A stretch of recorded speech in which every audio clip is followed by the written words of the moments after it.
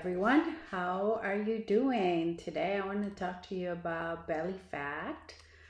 Um, so, Women who are going through perimenopause and menopause can often gain weight without changing anything as far as their nutrition or exercise. And that's just mostly due to the fluctuation in hormones. So I often get the question about how can I lose the belly fat? I've tried everything, all kinds of exercises, and nothing seems to help. Well, exercise will not help you lose that um, belly fat. Now, I'm not saying don't exercise because that's not what I'm saying. You need to make better choices in your nutrition. So I know I often hear, but I'm eating really well. I am doing really good. I cut out a lot of stuff. I lost weight. It might be that you're not making the correct choices so that you can lose the belly fat. So I want to talk to you about there are about 27 million women between the ages of 45 and 64 in the United States. That's about 20% of the population. And a lot of those women are now going through perimenopause or menopause, and they'll be dealing with this topic. So I want to give you some steps that you can take to get rid of the belly fat. So the biggest culprit is insulin resistance. So the biggest two things that you can do to lose the belly fat is one, get rid of those liquid calories, liquid sugary drinks, anything that's sugary, coffees and teas to soda, even the diet soda, those are not good for you. Anything like that will help you minimize that belly fat.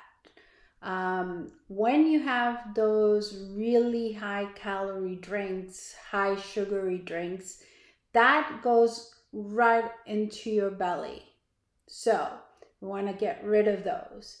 And then the second thing that's going to make the biggest impact is getting rid of anything that contains flour, especially white flour, but in general, cutting anything that is starchy carbohydrates will help you get rid of that belly fat.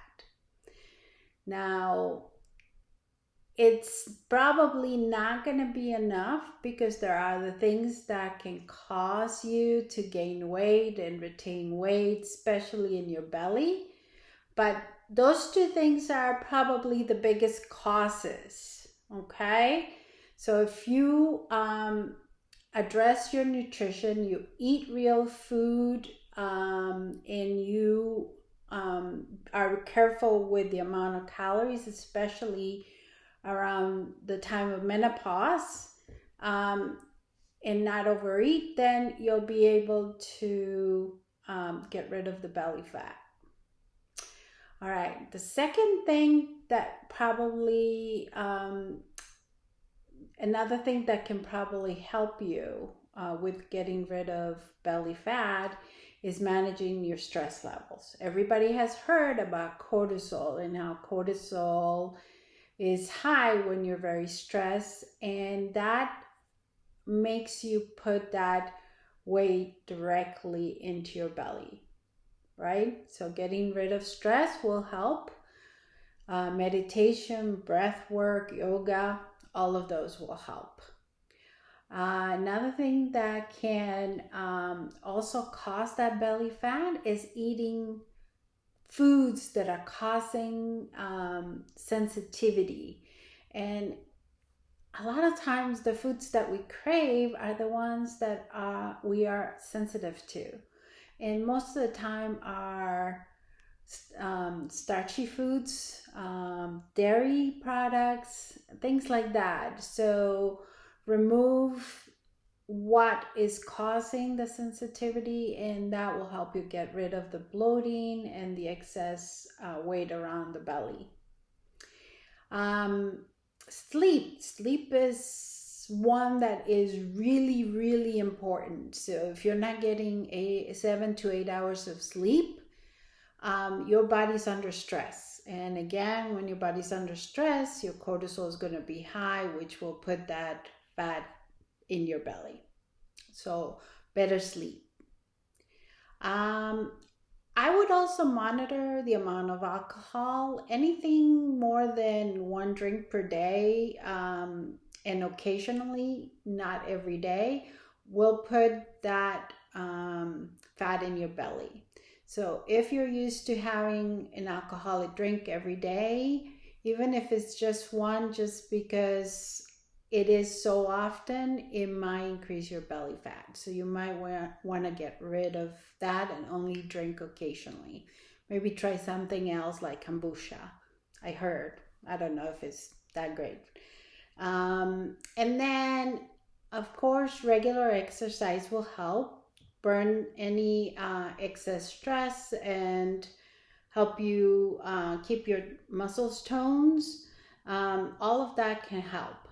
The other thing that can help is supplements. So if you are low in vitamin D, that can lead to that belly fat. So vitamin D is very important in metabolizing fat. So you want to make sure that you have good vitamin D levels. So taking a good vitamin D supplement. And then omega-3 fatty acids is another one. Omega-3 fatty acids will help you decrease inflammation, which increased inflammation can also lead to that belly fat. So those would be the things that I would do. And again, all of this stuff that we talked about mirrors, again, the 5 steps in my program, which are great nutrition, exercise, decreased stress, better night sleep, and good social interactions. All right, that's enough for me for today. See you later.